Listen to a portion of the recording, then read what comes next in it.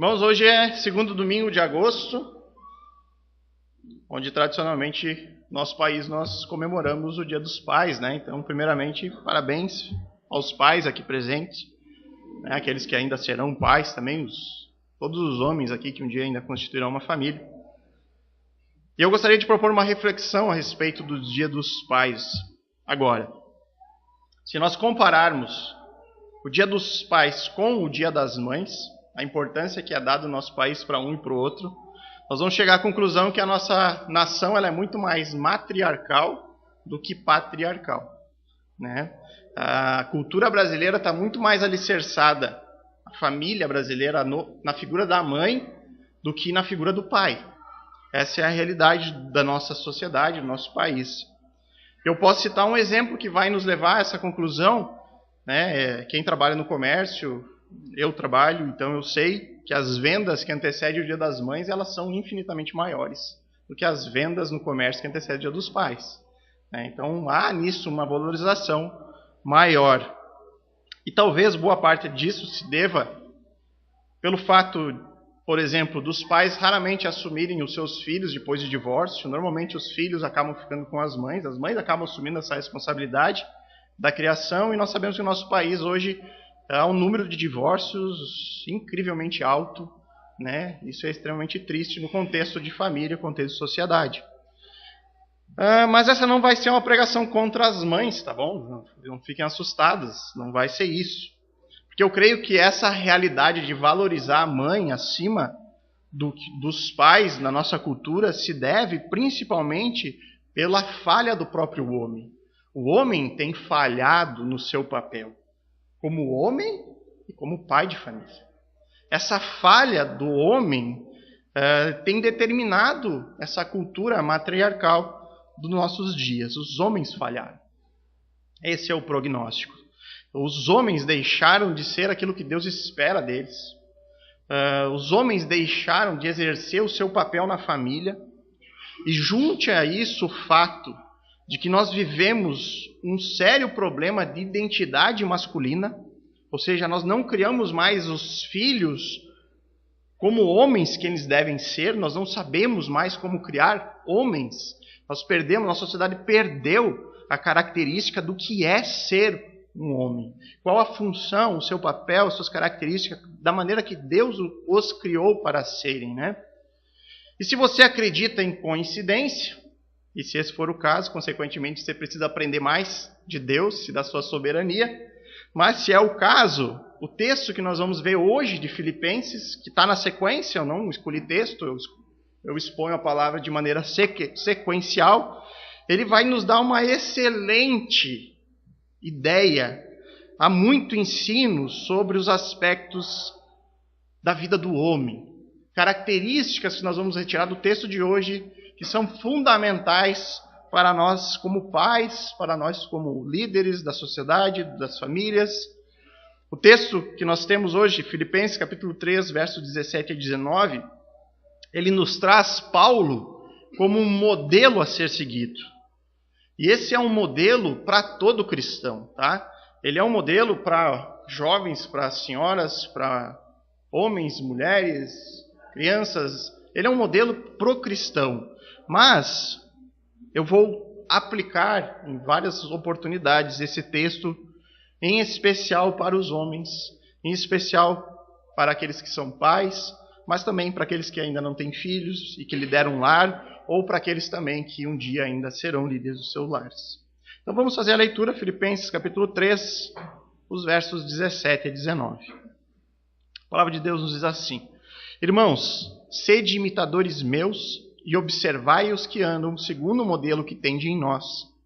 Pois muitos andam entre nós, dos quais repetidas vezes eu vos dizia, e agora vos digo até chorando, que são inimigos da cruz de Cristo. O destino deles é a perdição. O Deus deles é o ventre, e a glória deles está na sua infâmia, visto que só se preocupam com as coisas terrenas. Vamos orar uma vez mais?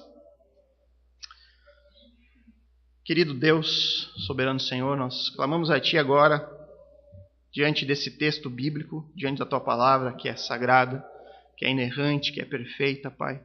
que é uma verdade absoluta a ser seguida.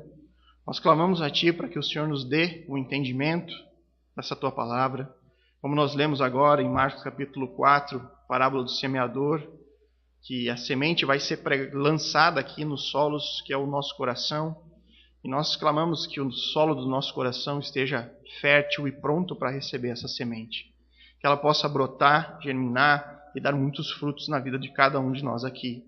Em nome de Cristo é que oramos. Amém. Então o texto de hoje nos apresenta Paulo como um modelo a ser seguido. E o meu propósito aqui é retirar 3 características de Paulo, como esse modelo, do qual nós devemos como cristãos seguir, e aplicá-los para nós aqui hoje, em especial para nós homens, para nós pais. Então a primeira coisa que eu queria destacar é a conduta exemplar de Paulo. No verso 17 ele vai dizer: irmãos, sede imitadores meus e observai os que andam segundo o modelo que tende em nós. Irmãos, não há como nós entendermos isso aqui sem nós pincelarmos o contexto da carta, o contexto histórico. Paulo está neste momento da epístola exortando a igreja dos filipenses diante de uma investida de falsos mestres, de cristãos que não eram cristãos verdadeiros e que ensinavam ensinos diferentes dos ensinos apostólicos.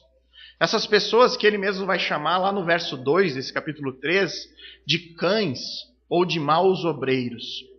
E o apóstolo aqui, ele chama a atenção dos seus leitores para a sua própria pessoa, para ele, Paulo. E Paulo faz isso porque ele sabe que ele é o verdadeiro mestre. Paulo teve um encontro com Jesus ressurreto. Paulo encontrou Cristo na estrada para Damasco, onde ele teve a sua conversão.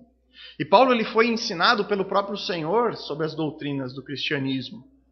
Paulo ele tinha a convicção de que a palavra que ele trazia para a igreja era verdadeira. Era uma palavra de salvação, uma palavra que era capaz de mudar as vidas, de transformá-los. Era uma palavra capaz de livrar eles daquele erro que esses falsos mestres estavam trazendo.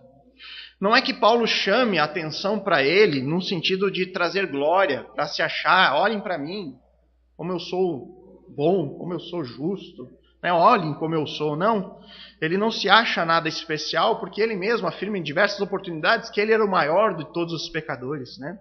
Ele várias vezes fala a sua luta contra o pecado. E você pode ler também, lá em 1 Coríntios 11:1, onde ele deixa bastante claro, ele fala algo bem semelhante ao que ele fala aos filipenses. Ele diz assim: sejam meus imitadores. Ele diz: copiem o meu exemplo. Mas façam isso porque eu sou o imitador de Cristo. Esse é o texto: sejam meus imitadores como eu sou um imitador de Cristo. Então não era pela sua própria glória e bondade, mas sim porque ele era um discípulo verdadeiro de Cristo e ele queria que aquela igreja o seguisse a mesma maneira que ele vivia.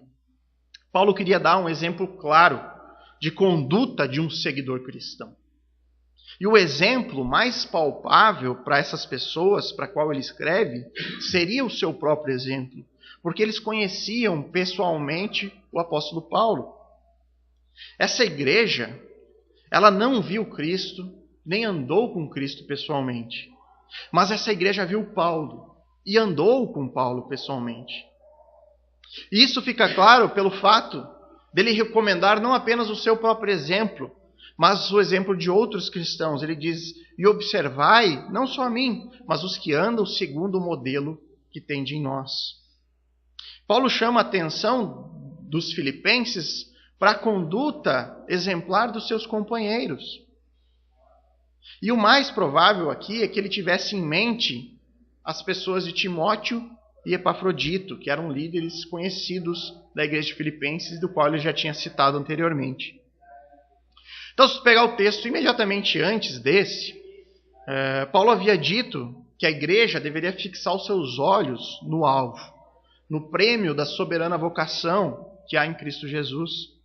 E agora ele encoraja a igreja a observar a vida dos líderes da igreja cristã e ter esses líderes como um modelo a ser imitado.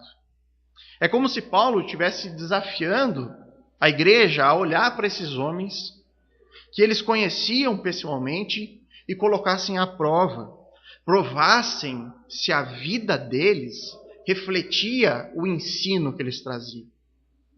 A conduta pessoal deles seria como uma evidência da verdadeira fé cristã. E eles poderiam usar isso para comparar também com os falsos mestres. Olhem para a vida deles. Condiz com aquilo que eles têm ensinado. Então existe algo implícito aqui nesse versículo que é muito importante para a vida cristã. O modelo de Deus para o ensino, para a transmissão de fé, a fé cristã, é o discipulado. Discípulos gerando discípulos e assim por diante. Você percebe esse modelo de discipulado na própria vida de Cristo. Jesus, ele gastou a maior parte do seu tempo ensinando pessoalmente os seus discípulos. Antes de ascender aos céus, Jesus deixa a grande comissão: ide e fazer discípulos, ensinando-os a guardar todas as coisas. A palavra discipulado, ela significa aprendizagem. Por isso que tudo numa igreja é discipulado. Tudo que a igreja promove deve visar o ensino da doutrina cristã. E nesse sentido, esse culto é um discipulado. A escola bíblica é um discipulado. Os pequenos grupos nos lares, estudando a palavra, são discipulados. E, finalmente, o discipulado pessoal, de pessoa a pessoa. Em qualquer uma dessas formas de discipulado, de aprendizagem, não é apenas a teoria que importa. O que isso quer dizer? Fazer discípulos, discipular, significa ajudar uma pessoa a se tornar um seguidor de Cristo. O discipular alguém significa que você vai ajudar alguém a ser também um discípulo de Cristo como você é. E certamente para fazer isso é necessário teoria, é necessário conhecer as Escrituras, é necessário saber as doutrinas fundamentais da fé cristã, mas existe um ponto crucial no discipulado. E que em muitos casos isso ensina mais do que qualquer teoria, que é o exemplo, a conduta exemplar. Essa conduta que Paulo chama para si. Quem é pai ou mãe aqui sabe o quanto isso é verdadeiro. Os filhos aprendem muito mais pelo exemplo do que pelo ensino teórico. Você pode falar, mas se ele não vê em você aquilo, de nada adianta.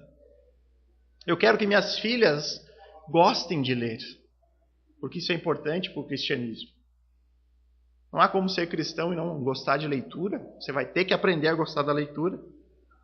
Então eu quero que minhas filhas tenham o hábito de ler. Principalmente leitura da palavra de Deus.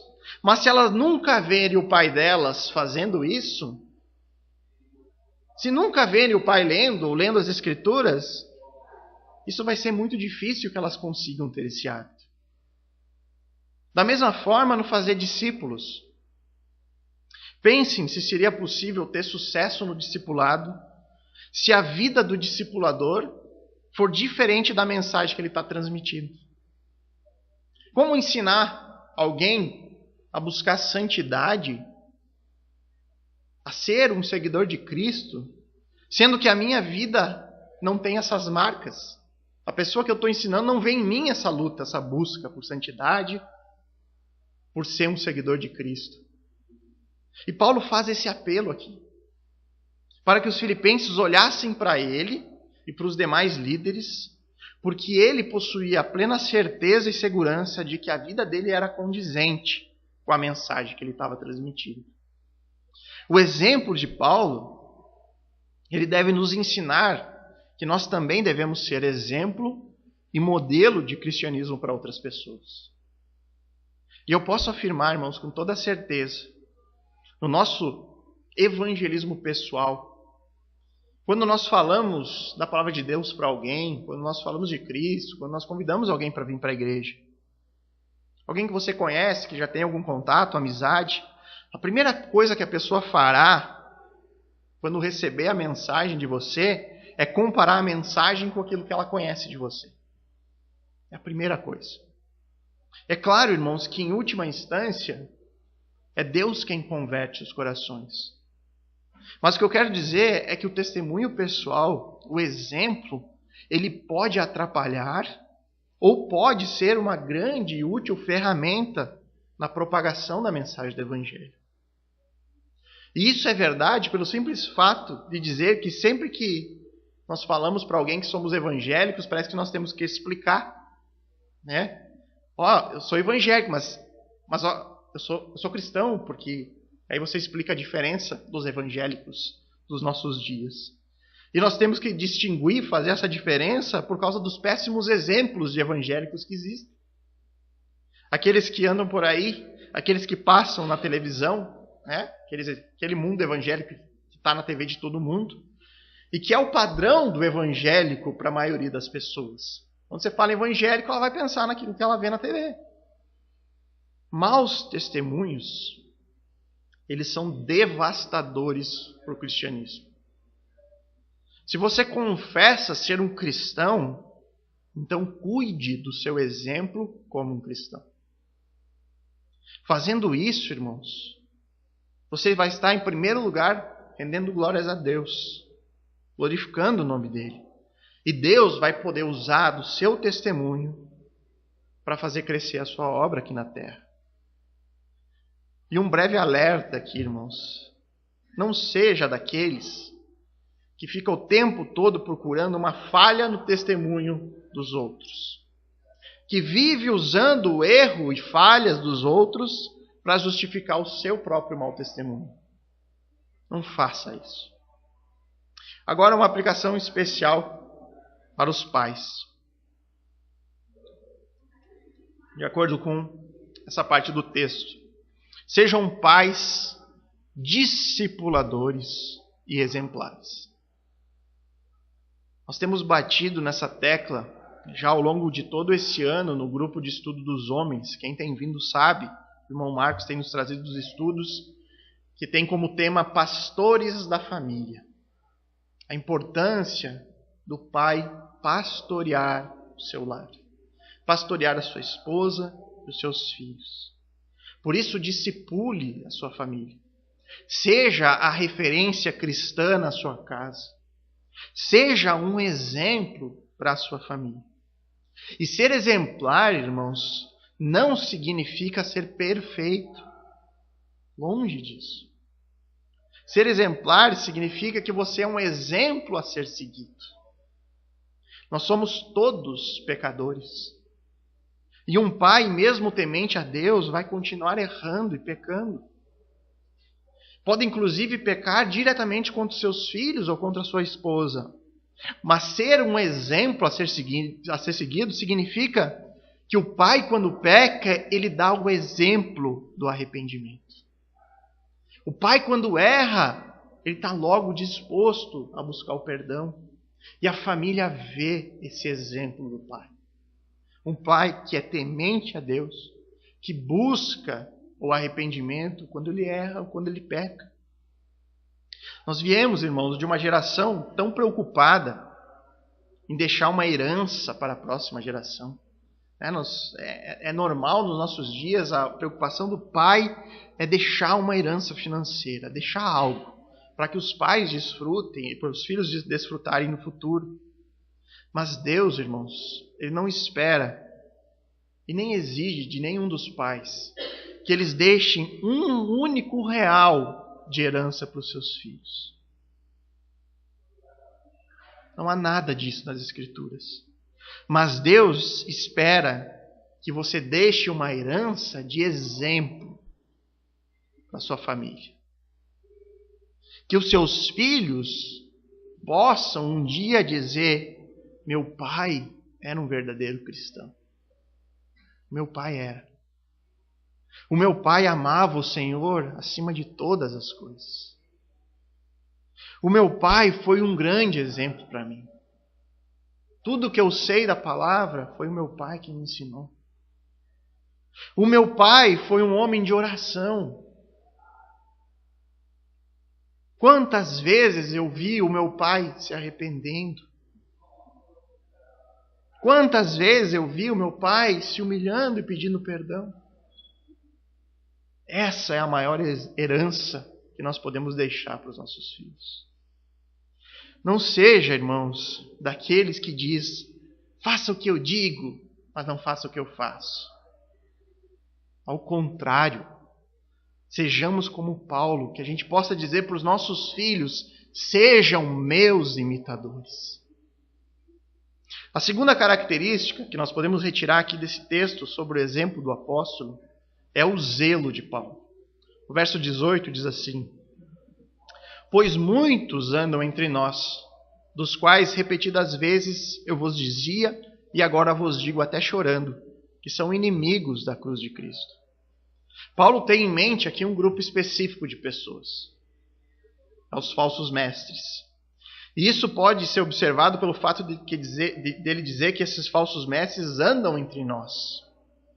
O apóstolo certamente se refere a pessoas que confessavam a sua fé em Cristo, faziam isso publicamente, se declaravam cristãos, que viviam no contexto da igreja cristã, mas eles eram infiéis, eles eram enganadores e inimigos da cruz, conforme Paulo mesmo diz. Existem vários outros textos onde Paulo faz esse mesmo alerta sobre falsos cristãos, pessoas que se dizem cristãs, mas que não são. Em Atos 20, 29 e 30, Paulo estava alertando os líderes da igreja de Éfeso. Ele diz assim: sei que depois da minha partida surgirão em seu meio falsos mestres, lobos devoradores que não pouparão o rebanho. Até mesmo entre vocês se levantarão homens que distorcerão a verdade a fim de conquistar seguidores. Em Gálatas 1,7 ele diz: vocês estão sendo perturbados por aqueles que distorcem deliberadamente as boas novas de Cristo. E ainda 1 Coríntios 11,13, ele diz: esses indivíduos são falsos apóstolos, obreiros enganosos, disfarçados de apóstolos de Cristo.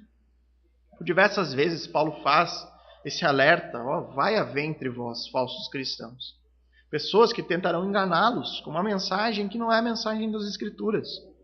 E muito provavelmente esses falsos mestres, eles posavam de modelo a ser seguido. Eles também buscavam isso, de ser alguém a ser admirado, a ser louvável pelas pessoas.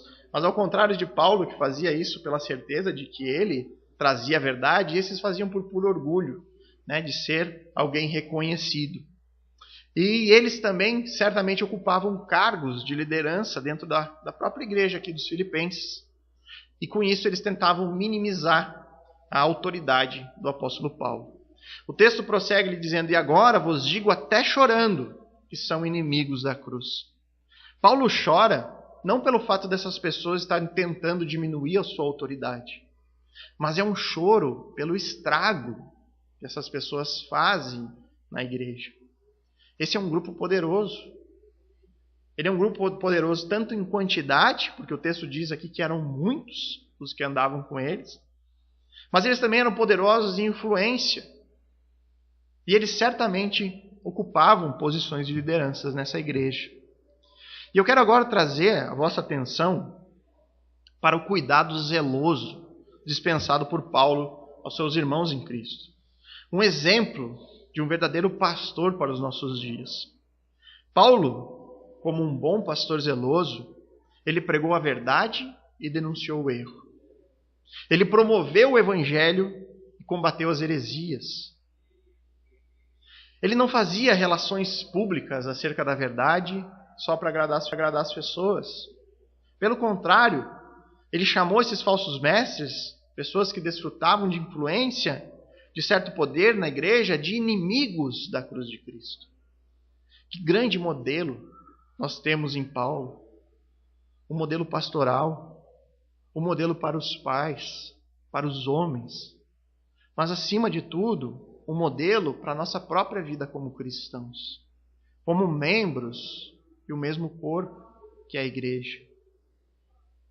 Firme, mas envolvido emocionalmente, zeloso, preocupado com a vida das pessoas.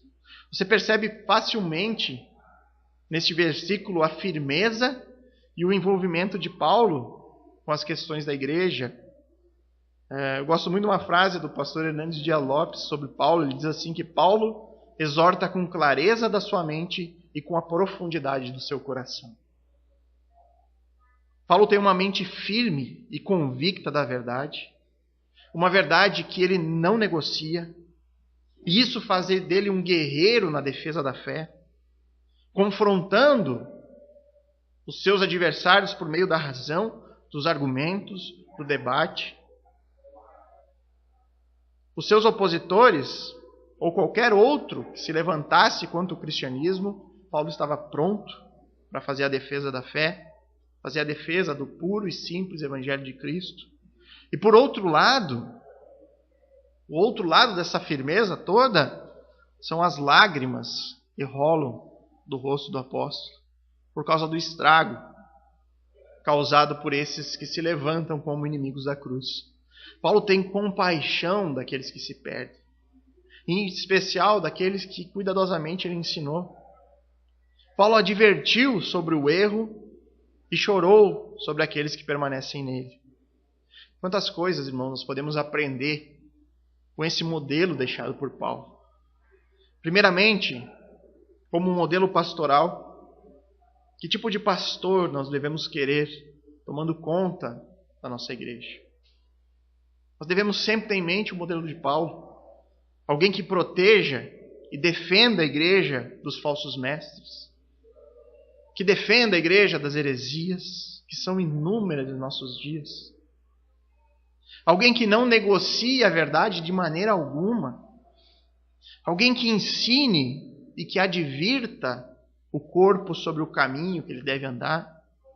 Mas também um pastor que se envolva com as pessoas, que possua um zelo e um cuidado, como realmente a figura de um pastor cuidando do seu rebanho, protegendo e alimentando. Por isso, irmãos, que jamais a gente aceite um pastor que negocie o púlpito por interesse. Quantos e quantos pastores, em quantas igrejas têm dividido o púlpito, um espaço que é santo, onde apenas a palavra de Deus deve ser proclamada e pregada. Tem dividido o púlpito com o relativismo dos nossos dias. Cada um pode ter a sua verdade. Com o subjetivismo, com o misticismo, com a prosperidade, até mesmo com políticos, dando espaço para essas pessoas. E muitos até dividindo com Satanás seus demônios. Quanto tempo perdido nas igrejas, com expulsão de demônios e coisas que no final das contas não ensina as pessoas sobre a palavra. Quantos pastores, irmãos, têm se colocado em posição de destaque, quase que estrelas do mundo gospel, os ungidos que andam acima dos demais, tem uma aura diferente e que não possui nenhum envolvimento pessoal com praticamente nenhuma pessoa que frequente a sua igreja. E a palavra de Deus nos chama, todos nós, para servir e não ser servido. E isso deve começar pelo pastor da igreja, sendo exemplo e modelo, como Paulo foi para os filipenses. Mas devemos também aplicar esse modelo de zelo deixado por Paulo para a vida de cada um de nós. Devemos manter essa mesma postura do apóstolo, todos nós, firmeza pela verdade e comprometimento com o corpo.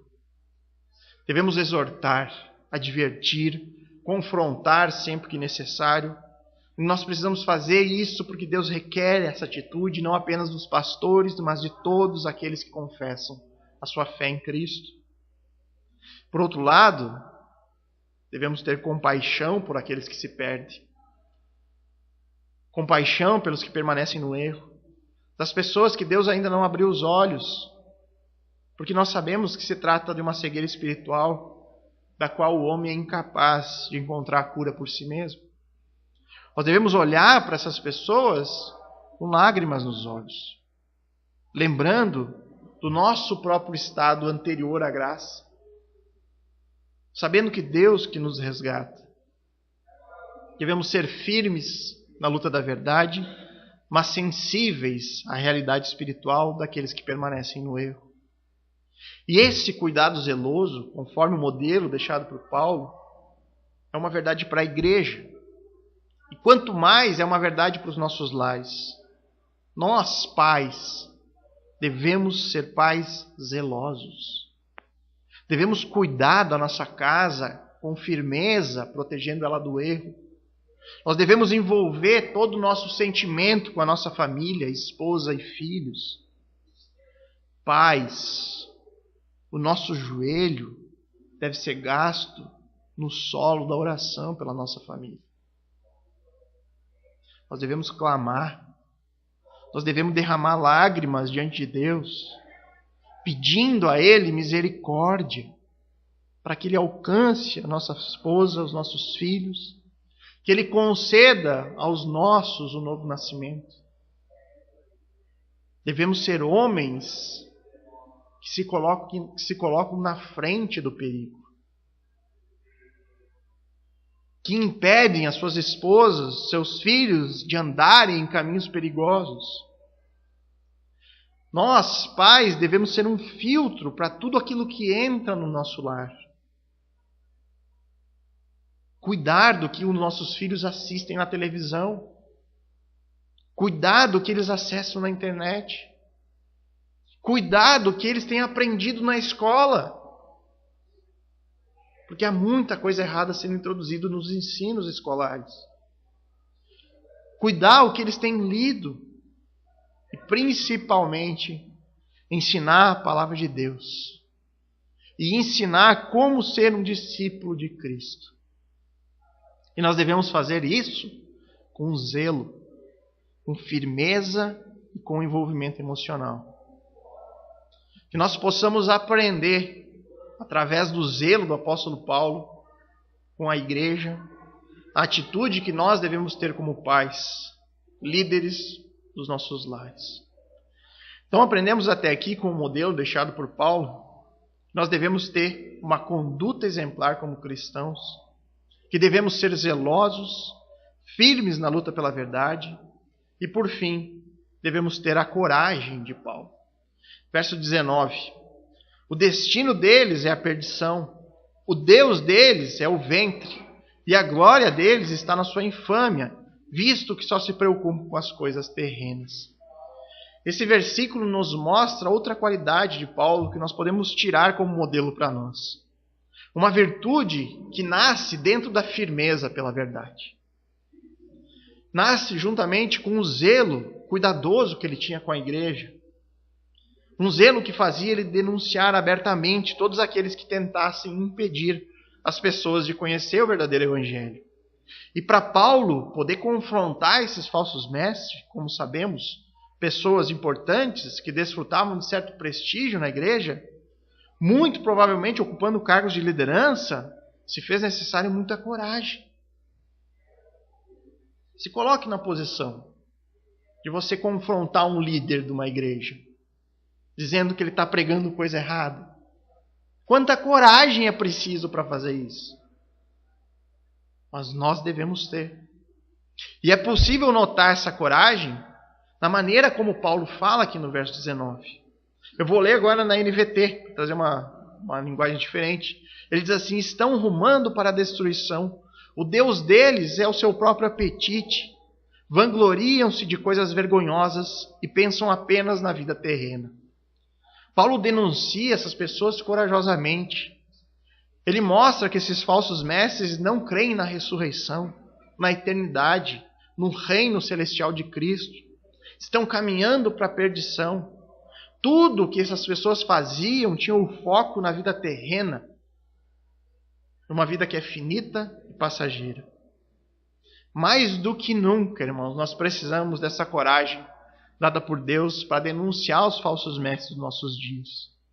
Coragem também, irmãos, para lutar contra o nosso próprio pecado. Coragem para transmitir uma mensagem que é diretamente oposta à nossa cultura. Coragem para uma geração ecumênica que valoriza a unidade acima da verdade. Uma geração que fala apenas no amor de Deus, que todos os caminhos levam a Deus, que Deus é amor, e não falam nada da justiça de Deus. Uma geração, e falando aqui especialmente dos evangélicos, que esqueceram da disciplina na igreja, do confrontar o pecado uns dos outros, esqueceram da exortação amorosa, porém corretiva. Quando Paulo corajosamente repreende esses falsos mestres, eles já eram muitos. Mas em nossos dias, eu me arrisco a dizer que eles são até a maioria. Vamos pegar por base a última afirmação que Paulo faz sobre essas pessoas. Ele diz que pensam apenas na vida terrena. São pessoas que pregam coisas só para essa vida. Quantas e quantas igrejas em nossos dias existem onde a mensagem central é o homem e as coisas que ele pode alcançar neste mundo? Discursos do tipo: é seu direito ser próspero. Ou determine a vitória na sua vida. Igrejas onde o tema central é ter e ter. Receber o milagre, vitória, curas, coisas que nitidamente são apenas para este mundo. Apenas para essa vida terrena. E não há palavra de salvação. Não há pregação sobre o pecado, sobre santidade. Não há pregação sobre a necessidade de se arrepender. Não há ninguém falando que somos todos maus. Não há ninguém cantando do seu sofrer participar. Conscientemente, entendendo que você quer ser participante do sofrimento de Cristo. Deus tem levantado, irmãos, pessoas como Paulo nos nossos dias. Um exemplo, o próprio pastor Paulo Júnior tem sido um homem de coragem ao denunciar abertamente, falar nomes e tudo mais sobre essas pessoas que encabeçam esse lixo chamado Evangelho da Prosperidade. O Evangelho que não salva ninguém e apenas encaminha as pessoas para a perdição, que é o fim delas. E talvez você pense que não é uma obrigação sua, ou que você não pode fazer nada sobre isso. E eu quero te dizer uma coisa que você não pode fazer. É ficar calado enquanto amigos, familiares, pessoas próximas a você estão seguindo esse tipo de evangelho, o evangelho da prosperidade. Isso você não pode fazer. Se omitir. Mas pastor, eu não posso impedir deles irem para essas igrejas. É claro que você não pode. É óbvio que não. Mas o que você pode fazer é pregar o evangelho da graça de Deus para eles. E orar para que Deus abra o entendimento deles sobre essas questões. Isso você pode fazer. Não só pode, você deve. O que você não pode ter é um pensamento comum dos nossos dias, ecumênico do tipo: mas pelo menos é uma igreja evangélica. Pelo menos lá tem a Bíblia. Por que, irmãos, que é mais chocante para a gente ter um familiar frequentando um candomblé do que frequentando uma igreja que prega prosperidade? Por que isso nos choca mais, se no final das contas o fim é o mesmo? Ambos necessitam da graça de Deus, abrindo os olhos espirituais para que eles possam enxergar Cristo como o suficiente Salvador. A prosperidade não salva ninguém, irmãos. O ponto que eu quero chegar é que às vezes é até mais perigoso esse tipo de pensamento ecumênico, porque eu tenho quase certeza, analisando a minha própria vida, irmãos, que se eu tivesse alguém muito querido frequentando um terreiro de macumba, eu oraria muito mais pela salvação do que se ele estivesse na Universal do Reino de Deus. Porque a gente tem essa ilusão. Mas é evangélico. O final é o mesmo. precisamos orar tanto quanto por todas essas pessoas. Ore por cada um que você conhece, que frequenta um lugar que pregue apenas coisas terrenas. Se possível, confronte essas pessoas, mostrando biblicamente o porquê que estão errados. Mostre a incoerência desse evangelho diante daquilo que Cristo pregou. Seja bíblico, irmãos. Seja bíblico. Mas, acima de tudo, seja amoroso. Eu tenho certeza, irmãos, que uma exortação feita com lágrimas nos olhos, como a que Paulo está fazendo aqui, é muito mais eficaz do que uma feita com o dedo na cara. Nós precisamos de coragem para cumprir essa tarefa de exortar os que andam no erro. Seja quem for. Mas nós também, irmãos, precisamos de coragem para simplesmente viver a vida cristã de acordo com a palavra de Deus. Não é coragem apenas para ir para o confronto, mas para ser cristão é necessário de coragem. Ao assumir a sua fé em Cristo, uma fé verdadeira, firmada nas Escrituras, eu digo, você precisará de muita coragem. Coragem para renunciar ao mundo. Para, como diz a própria palavra de Deus, perder a sua própria vida.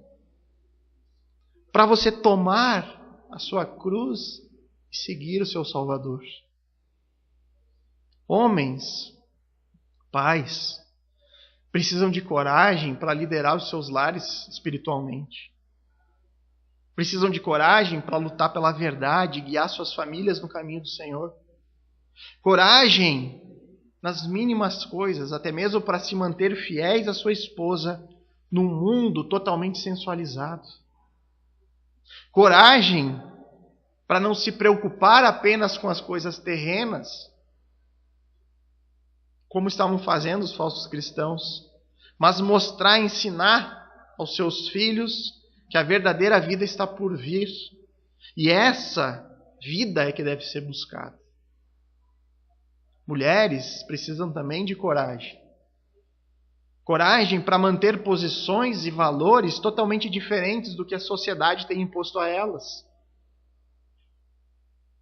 Coragem para ir contra aquela ideia enfiada goela abaixo que a mulher tem que ser independente. Que a mulher que cuida de casa e dos filhos, ela não tem valor na sociedade. Eu preciso de coragem para confrontar essas ideias. Os jovens precisam de coragem para não serem influenciados por cada nova modinha que surge. Coragem para se manterem firmes aos seus princípios cristãos, tementes ao Senhor e não se deixarem influenciar pelos outros. Todos nós precisamos de coragem como cristãos, porque os desafios eles são enormes para nós. Mas, graças a Deus, que enorme é o nosso Deus. Em um mundo onde dizem os especialistas, em 50, 60 anos, nós teremos uma realidade totalmente diferente da nossa realidade de hoje. Dizem que nós teremos um mundo praticamente todo muçulmano, pela quantidade que tem crescido o islamismo. Nós precisaremos mais do que nunca de toda a coragem que vem do alto, para nos mantermos fiéis ao nosso Senhor e Salvador, mesmo dentro desse contexto. A parte boa de tudo isso, irmãos, e é o que nos alegra e nos dá esperança, é que o mesmo Deus que nos resgatou, o mesmo Deus que nos regenerou, certamente vai conceder a coragem da qual nós precisamos. Essa coragem, ela nasce de um coração regenerado, que descansa na soberania e no cuidado de Deus diante de tudo. Um coração que possui a certeza de que fazendo a vontade do Pai,